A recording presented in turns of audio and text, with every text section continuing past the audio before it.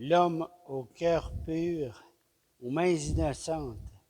Celui-là peut gravir la montagne du Seigneur et se tenir dans le lieu saint.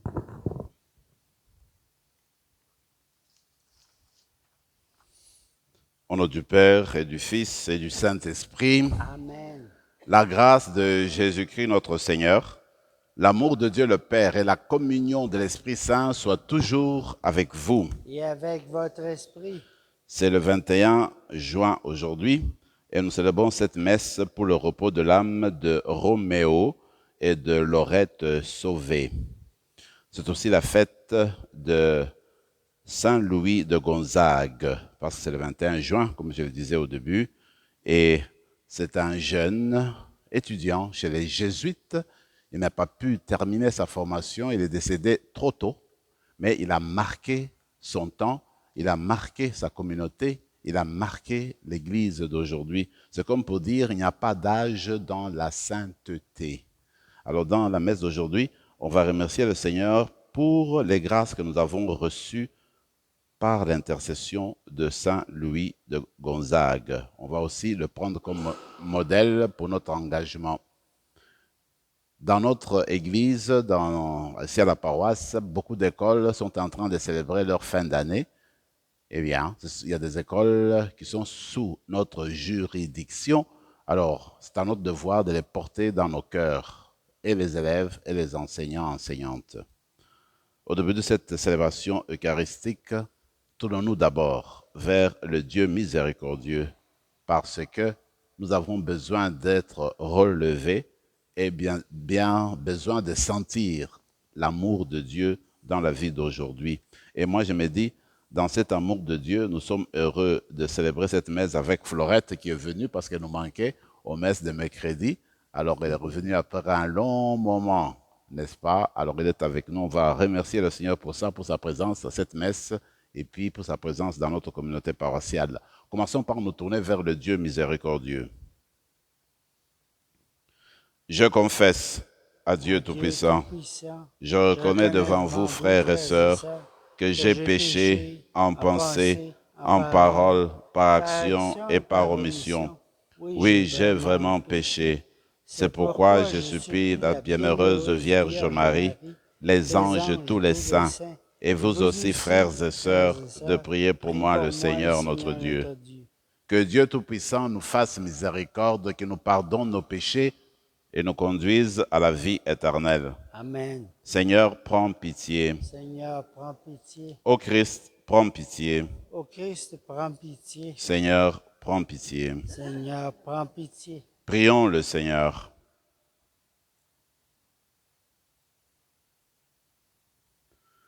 Seigneur Dieu, source de tous les dons spirituels, tu as uni en Saint Louis de Gonzague la pratique de la pénitence et une admirable pureté de vie. Nous n'avons pas la même innocence, mais accorde-nous, à sa prière et par ses mérites, d'imiter son renoncement. Par Jésus-Christ, ton Fils, notre Seigneur, qui vit et règne avec toi dans l'unité du Saint-Esprit, Dieu, pour les siècles des siècles. Amen.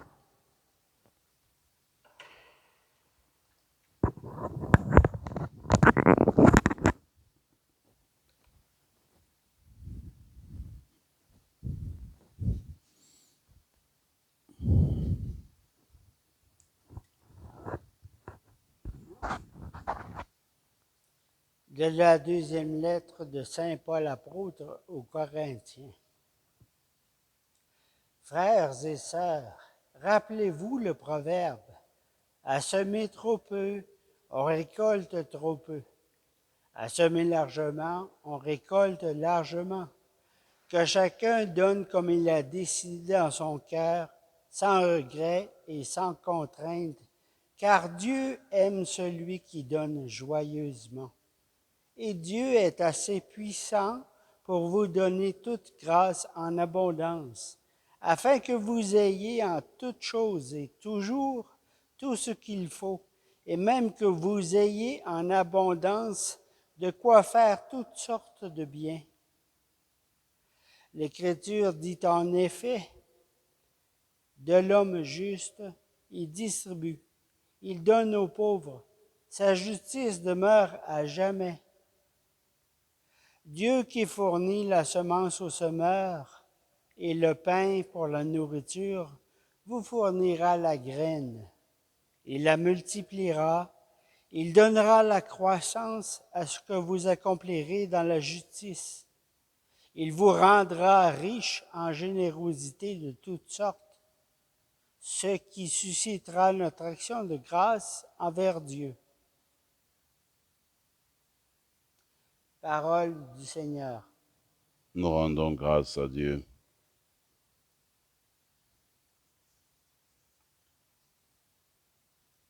Heureux qui craint le Seigneur. Heureux qui craignent le Seigneur. Heureux qui craint le Seigneur et qui aime entièrement sa volonté. Sa lignée sera puissante sur la terre. La race des justes est bénie. Heureux qui craint le Seigneur. Les richesses affluent dans sa maison. À jamais se maintiendra sa justice. Lumière des cœurs droits, il s'est levé dans les ténèbres. Homme de justice, de tendresse et de pitié. Heureux qui craint le Seigneur. L'homme de bien a pitié, il partage. À pleine main, il donne aux pauvres. À jamais se maintiendra sa justice, sa puissance grandira et sa gloire. Heureux qui craint le Seigneur.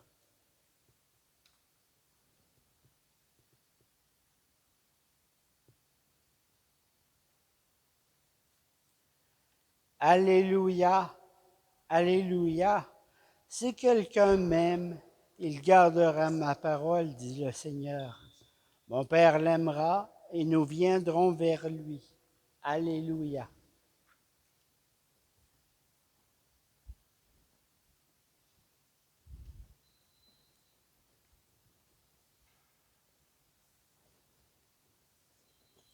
Le Seigneur soit avec vous. Et avec votre esprit, Évangile de Jésus-Christ selon saint Matthieu. gloire à toi, Seigneur.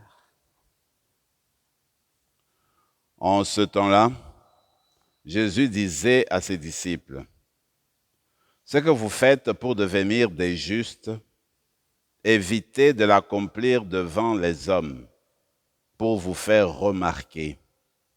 Sinon, il n'y a pas de récompense pour vous auprès de votre Père qui est aux cieux. Ainsi, quand tu fais l'aumône, ne fais pas sonner la trompette devant toi, comme les hypocrites qui se donnent en spectacle dans les synagogues et dans les rues pour obtenir la gloire qui vient des hommes. Amen, je vous le dis, ceux-là ont reçu leur récompense.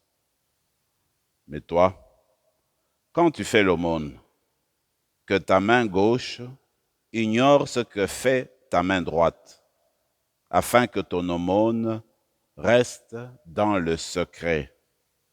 Ton Père, qui voit dans le secret, te le rendra. Et quand vous priez, ne soyez pas comme les hypocrites. Ils aiment à se tenir debout dans les synagogues et au carrefour, pour bien se montrer aux hommes quand ils prient. Amen, je vous le déclare, ceux-là ont reçu leur récompense. Mais toi, quand tu pries, retire-toi dans ta pièce la plus retirée, ferme la porte et prie ton Père qui est présent dans le secret. Ton Père qui voit dans le secret te le rendra. Et quand vous jeûnez, ne prenez pas un air abattu comme les hypocrites. Ils prennent une mine faite pour bien montrer aux hommes qu'ils jeûnent. Amen, je vous le déclare, ceux-là ont reçu leur récompense. Mais toi, quand tu jeûnes, Parfume-toi la tête et lave-toi le visage. Ainsi, ton jeûne ne sera pas connu des hommes, mais seulement de ton Père qui est présent au plus secret. Ton Père qui voit au plus secret te le rendra. Acclamons la parole de Dieu. Louange à toi, Seigneur.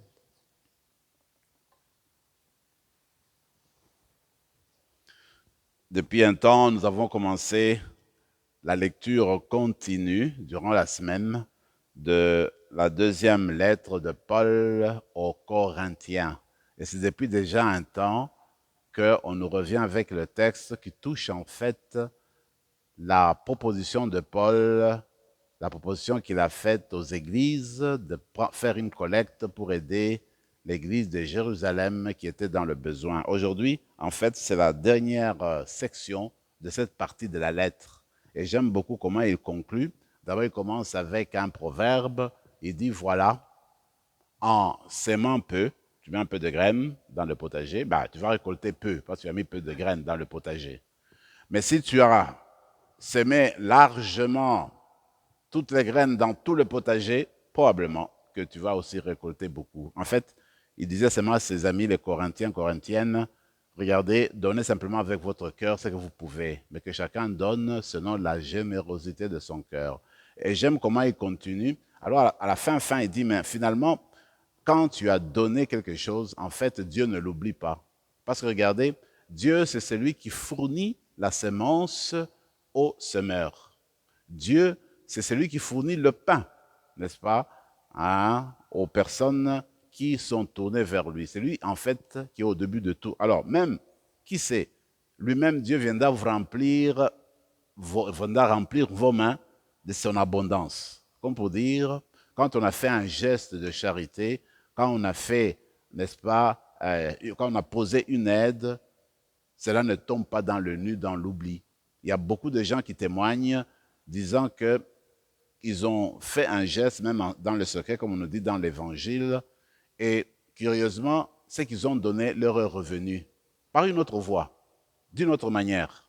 Et même certains disent, eh bien, parce qu'ils ont donné vraiment avec la générosité de leur cœur, ils ont ressenti une joie énorme dans leur vie, dans leur cœur, parce qu'ils ont posé ces gestes-là. À mon avis, il me semble que ce que Paul nous dit est vraiment vrai. Dieu n'est pas absent des bons gestes, des bonnes actions que nous faisons. Il n'est pas absent parce qu'en fait, le bien vient de Dieu. L'amour authentique vient de Dieu. Voilà pourquoi, dans l'évangile d'aujourd'hui, le Seigneur nous vient avec des précisions. Si vous vous rappelez bien, cet évangile, c'est toujours proclamé le mercredi des cendres. C'est là que nous lisons cet évangile.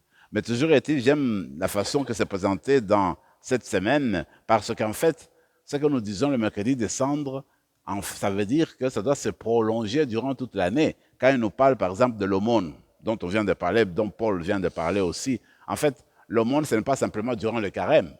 L'aumône, si nous en parlons au temps de carême, c'est pour stimuler, n'est-ce pas, notre engagement, c'est pour nourrir notre charité, c'est pour alimenter notre désir d'aider les autres. Alors, en fait, notre Seigneur dit simplement une chose. Quand tu fais de bonnes actions, ici, il utilise le thème, si tu veux être juste. Juste dans l'évangile de Matthieu, ça veut dire, finalement, suivre la parole de Dieu, suivre les valeurs chrétiennes, les valeurs évangéliques. C'est ça être juste. Ce n'est pas juste dans le sens que quelqu'un qui suit le droit. En fait, ici, c'est dans le sens d'être de bonne foi, d'être un pratiquant. Alors, si tu veux être vraiment un pratiquant, tu veux faire des actions, il ne faut pas chercher à te pavaner devant les autres, dit-il. C'est ce que le Seigneur nous dit finalement. Si tu veux faire quelque chose de bien, tu n'as pas besoin que tout le monde le sache. Tu ne le fais pas pour tout le monde. Tu le fais pour Dieu. Alors pourquoi prendre tant d'énergie, tant de temps pour que tout le monde soit au courant? Elle dit, mais non, quand tu fais de l'aumône, regarde ta main gauche. Eh bien, ta main gauche doit ignorer ce que donne ta main droite. Comme pour dire, c'est entre toi et ton Dieu. Peut-être entre toi et la personne que tu aides. Tu n'as pas besoin que toute la cité le sache, tu n'as pas besoin de monter sur le toit pour le faire. La même logique dans la prière. Alors quand quelqu'un prie, ne veut pas montrer à tout le monde que, moi je prie. Ce n'est pas nécessaire. Parce qu'en fait, quand tu pries, tu veux entrer en communication, en communion avec Dieu. Et quand on entre en communion avec Dieu, c'est toujours dans le secret. Parce que Dieu dit, Jésus, lit dans le secret, il connaît ce qui se passe dans le cœur, dans nos cœurs. Alors en fait, quand tu pries devant les hommes et les femmes, ce ne sont pas les hommes et les femmes qui ont exaucé tes prières, en fait. La prière s'adresse à Dieu. Donc, ce qui est important, c'est dans l'intimité, dans le seul à seul, le cœur à cœur, comme on dit, que tu dois mener ta prière. La même chose pour le jeûne. Le jeûne, ce n'est pas seulement pour le carême. On peut jeûner aussi tout au long de l'année, ici et là, si on le veut, si on veut vivre sa vie chrétienne et puis on veut progresser dans sa vie de relation avec Dieu, qu'on veut renoncer à quelque chose dans notre vie. Il y a plusieurs manières de parler du jeûne. Mais en fait, je me rappelle le curé d'Ars, lui, il jeûnait souvent, de sorte qu'il perdait beaucoup de poids, mais il était solide dans sa foi, dans sa relation avec Dieu, mais il jeûnait tout le temps. C'est comme pour dire que, en fait, le jeûne, ce n'est pas réservé simplement pour le carême. Chacun, chacune doit seulement voir comment on peut jeûner. Il ne faut pas oublier ce que disait le prophète. Finalement, le jeûne vraiment qui intéresse à Dieu, on ne jeûne pas pour jeûner, mais on jeûne en fait pour qu'il y ait moins de souffrance, moins de pauvreté, moins de démunis. On jeûne pour élever les autres. Il y a toujours un rapport avec la vie sociale, avec le bien-être des autres. Louis de Gonzague, en fait, c'est ça qu'il a vécu, lui.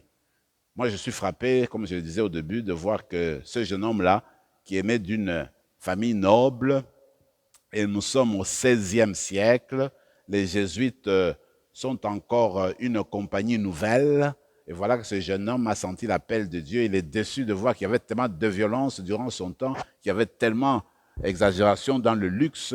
Lui s'est dit, non, moi je ne vais pas mener cette vie-là, même si je suis venu d'une famille noble. Il va entrer chez les jésuites, il a commencé la formation, et malheureusement, il ne va pas aller jusqu'au bout. Il s'est donné tellement qu'il est parti aider les pestiférés, les gens qui avaient la peste. Comme vous le savez, au XVIe siècle, la peste, c'était la Covid de ce moment-là, si vous voulez. Ça ravageait, ça prenait tout le monde. Alors lui, il est parti aider. Malheureusement, en aidant, il a aussi attrapé la peste. C'est comme ça qu'il a perdu la vie. C'est comme ça qu'il est décédé, en fait. Mais il est mort aussi de peste pour dire qu'il a donné sa vie pour les gens qui souffraient. Il a donné sa santé pour ceux qui n'avaient pas de santé, si on peut s'exprimer ainsi. Il me semble que dans la célébration d'aujourd'hui, nous sommes invités à aller à l'essentiel de notre vie. Suivre l'exemple du Christ, lui qui était toujours en communication intime avec le Père. Ce que vous et moi, nous sommes appelés à faire aujourd'hui. Et en suivant l'exemple de Saint Louis de Gonzague, faisons de nos personnes des dons pour les autres. Amen.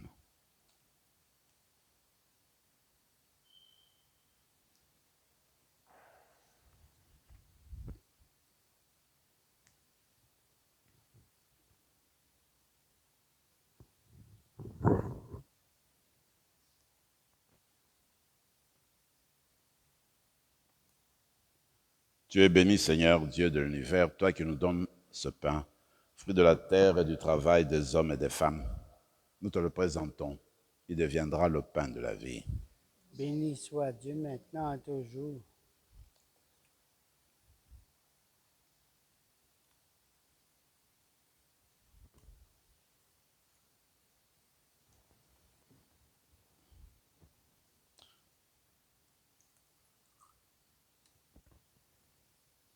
Tu es béni, Seigneur, Dieu de l'univers, toi qui nous donnes ce vin, fruit de la vigne et du travail des hommes et des femmes.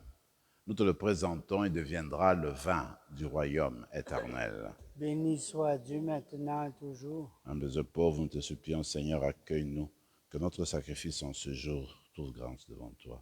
Lave-nous de la faute, Seigneur, purifie-nous de nos péchés. Prions ensemble, mes frères et mes sœurs, au moment d'offrir le sacrifice de toute l'Église. Pour la gloire de Dieu et le salut du monde. Fais que nous prenions place à ton banquet, Seigneur, portant toujours le vêtement des noces, comme Saint Louis de Gonzague, afin que la participation à cette Eucharistie nous enrichisse de ta grâce, par le Christ, notre Seigneur. Amen.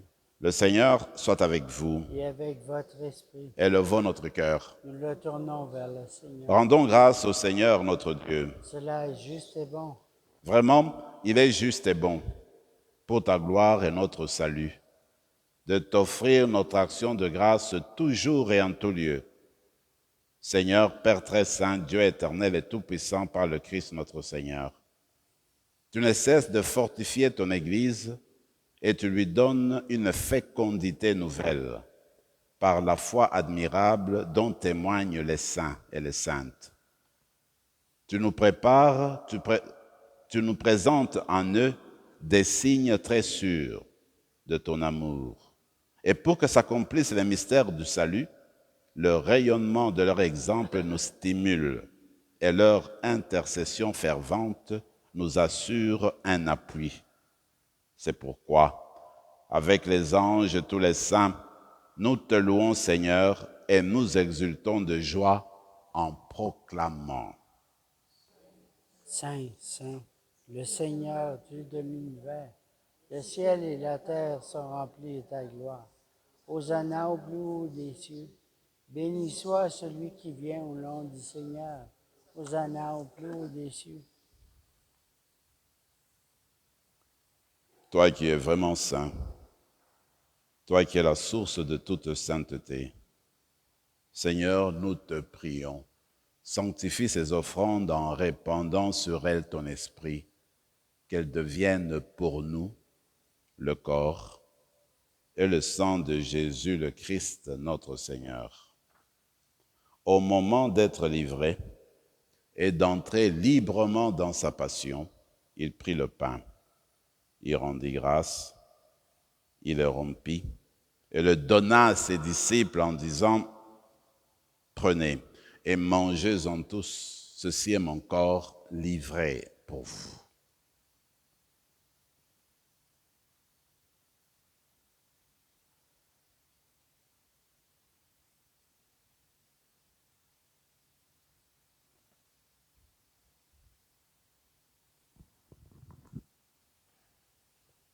De même, après le repas, il prit la coupe. De nouveau, il rendit grâce et la donna à ses disciples en disant, « Prenez et buvez-en tous, car ceci est la coupe de mon sang, le sang de l'alliance nouvelle et éternelle, qui sera versé pour vous et pour la multitude en rémission des péchés. Vous ferez cela en mémoire de moi. »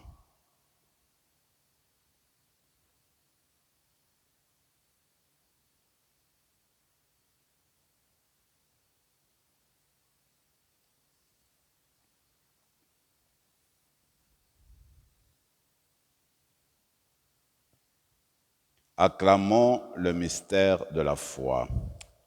Quand nous mangeons ce pain et buvons à cette coupe, nous annonçons ta mort, Seigneur ressuscité, et nous attendons que tu viennes. En faisant ainsi mémoire de la mort et de la résurrection de ton Fils, nous t'offrons, Seigneur, le pain de la vie et la coupe du salut. Et nous te rendons grâce, car tu nous as estimés dignes de nous tenir devant toi pour te servir.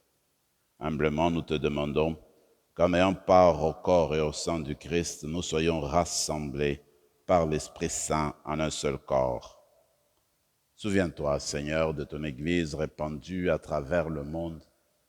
Fais-la grandir dans ta charité, en union avec notre pape François, notre évêque Marcel, Yvan son auxiliaire, et tous les évêques, les prêtres et les diacres. Souviens-toi de Roméo et de Laurette Sauvé, qui ont quitté ce monde et que tu appelles auprès de toi. Puisqu'ils ont été unis à la mort de ton Fils, accorde-leur de participer à sa résurrection. Souviens-toi aussi de nos frères et sœurs qui se sont endormis dans l'espérance de la résurrection. Et souviens-toi dans ta miséricorde de tous les défunts. Accueille-les dans la lumière de ton visage. Sur nous tous, enfin, nous implorons ta bonté. Permets qu'avec la Vierge Marie, la bienheureuse Mère de Dieu, avec Saint Joseph, son époux, les apôtres, Saint Rémy et tous les saints qui ont fait ta joie au long des âges, nous ayons part à la vie éternelle et que nous chantions ta louange et ta gloire par ton Fils Jésus, le Christ. Par lui, avec lui et en lui, à toi, Dieu le Père Tout-Puissant, dans l'unité du Saint-Esprit, tout honneur et toute gloire pour les siècles des siècles. Amen. Comme nous l'avons appris du Sauveur et selon son commandement, nous osons dire, Notre Père qui es aux cieux, que ton nom soit sanctifié, que ton règne vienne, que ta volonté soit faite sur la terre comme au ciel. Donne-nous aujourd'hui notre pain de ce jour. Pardonne nos offenses comme nous pardonnons aussi à ceux qui nous ont offensés. Et ne nous laisse pas entrer en tentation, mais délivre-nous du mal. Délivre-nous de tout mal, Seigneur, et donne la paix à notre temps. Soutenus par ta miséricorde, nous serons libérés de tout péché, à l'abri de toute épreuve. Nous qui attendons que se réalise cette bienheureuse espérance, l'avènement de Jésus-Christ, notre Sauveur. Car c'est à toi qu'appartiennent le règne, la puissance et la gloire pour les siècles des siècles. Seigneur Jésus-Christ, tu as dit à tes apôtres, je vous laisse la paix, je vous donne ma paix. Ne regarde pas nos péchés, mais la foi de ton Église. Pour que ta volonté s'accomplisse, donne-lui toujours cette paix et conduis-la vers l'unité parfaite, toi qui vis et règnes pour les siècles des siècles. Amen. Que la paix du Seigneur soit toujours avec vous. Et avec votre esprit, Agneau de Dieu, qui enlève le péché du monde, prends pitié de nous. Agneau de Dieu qui enlève les péchés du monde, prends pitié de nous. Agneau de Dieu qui enlève les péchés du monde, donne-nous la paix.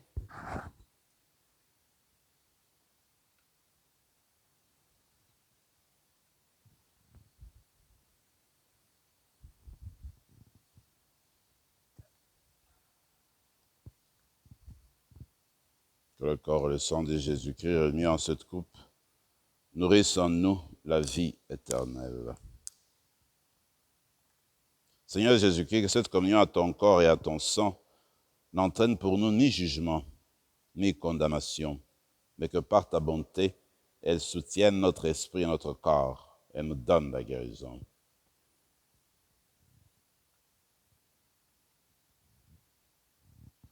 Voici l'amour du Père. C'est l'agneau de Dieu, celui qui enlève les péchés du monde. Heureux les invités au repas des noces de l'agneau. Seigneur, je ne suis pas digne de te recevoir, mais dis seulement une parole et je serai guéri. Que le corps et le sang du Christ nous gardent pour la vie éternelle. Amen.